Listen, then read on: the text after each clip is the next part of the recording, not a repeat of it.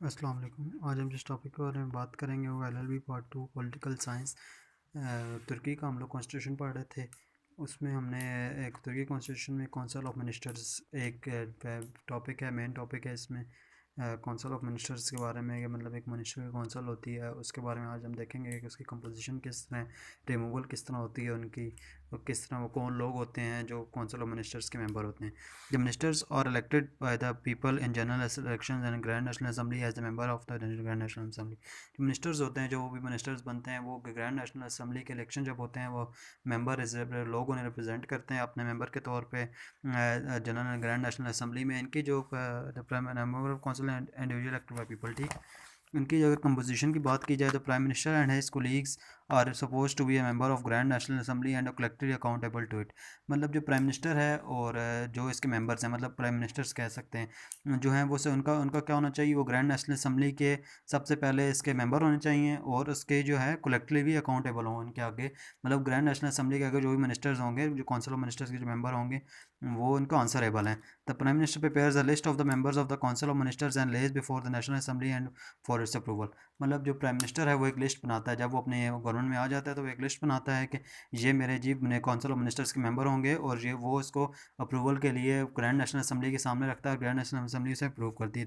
The council of ministers announce the policy on the floor of assembly and they are required to get confidence from the assembly. मतलब अगर जो council of ministers होते हैं वो अपनी कोई भी पॉलिसी होगी वो रखते हैं किसके सामने, ग्रैंड नेशनल असम्बली के सामने, और उनको है कि वो कॉन्फिडेंस लें किससे, असम्बली से। If the cabinet fails to get vote of confidence from the assembly passes a vote, दोनों कैबिनेट हैज़ टू रिज़ाइन। अगर कोई भी अगर वो अपना पॉलिसी देते हैं, उसके खिलाफ अगर वोट ऑफ नॉन कॉन्फिडेंस आ जाता है पार्लियामेंट की या असम्बली की वजह तरफ से, ठीक है, तो वो क्या होगा, वो वोट ऑफ नो कॉन्फिडेंस से कंसिडर किया जाएगा और all ministers have to resign.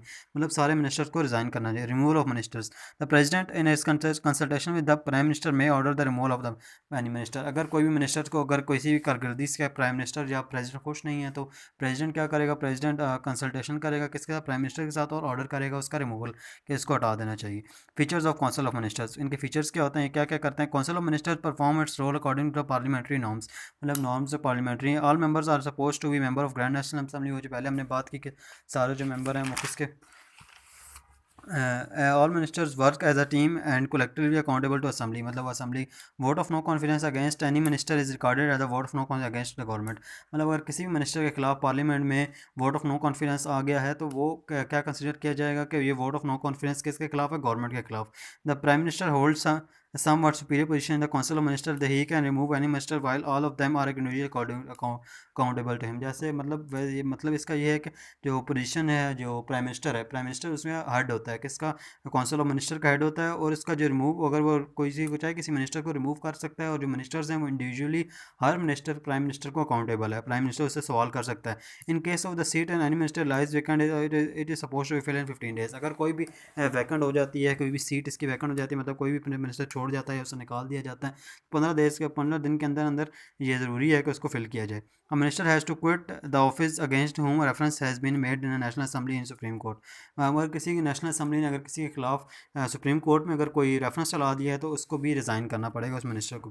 Care taker cabinet, अब हम बात करेंगे केयर टेकर कैबिनेट कौन सी होती है तुर्की में। According to constitution, care cabinet appointed before 3 days before the election of national assembly. ठीक है, अगर कोई भी नेशनल असम्बली के जब इलेक्शन होते हैं, उसके इलेक्शन से पहले 3 दिन पहले एक वो न्यूट्रल पर्सनस की एक वो की जाए, एक केयर टेकर कैबिनेट बनाई जाती है। It shall be appointed by president, ये प्रेसिडेंट अपॉइंट करता है। The political parties shell give representation care taker cabinet. मतलब जो अपोजिशन पार्टीज़ होती हैं वो भी अपने अपने मेंबर्स देती हैं, अपने अपने रिप्रेजेंटेशन देती हैं इसके अंदर, कि अगर उनके मेंबर्स को भी केयर टेकर कैबिनेट में शामिल किया जाए। Power of council of ministers, उसके बाद हम देखेंगे पावर क्या होती है ना। Primary responsibility of the council of minister to maintain law and order and enforcement. मतलब कि लॉ एंड ऑर्डर उन्होंने बनाना भी है, लॉ एंड ऑर्डर को उनको मेंटेन भी करना है, उसको बनाना भी है और उसको इम्प्लीमेंट भी करना है। Formulation of public policy, appointment of public officials and policy decisions are made by council of ministers.